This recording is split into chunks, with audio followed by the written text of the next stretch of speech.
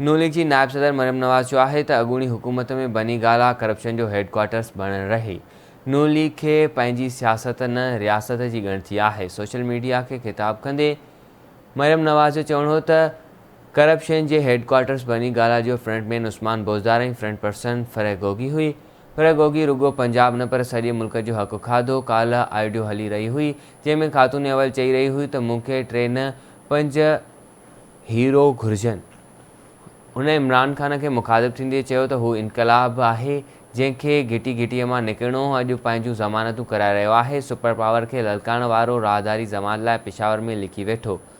ज़ुल्म सहण लाइ तव्हांखे नवाज़ शरीफ़ जहिड़ो जिगर घुरिजे। मरियम नवाज़ जो चवणो त जेको शख़्स 4 साल हुकूमत करे वियो उहो कारकर्दगी ॿुधाइण लाइ पर्ची पढ़ी रहियो आहे, पोइ बि न ॿुधाए सघियो त उन शख़्स खे पर्ची पढ़णु न आई।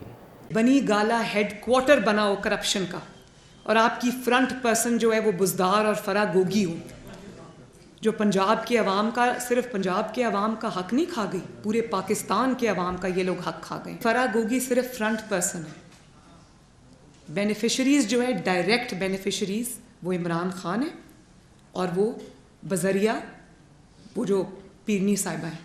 अगर इस मुश्किल वक्त में जिसमें पाकिस्तान की जो इकॉनमी है वो वेंटिलेटर पे है, पाकिस्तान का जो फॉरेन कंट्रीज़ के साथ, ग्लोबल कम्युनिटी के साथ जो ताल्लुकात हैं वो सारे ख़तरे में थे, पाकिस्तान डिफ़ॉल्ट होने पे आ गया था, हमारे पास एलसीज़ खोलने के लिए पैसे नहीं थे।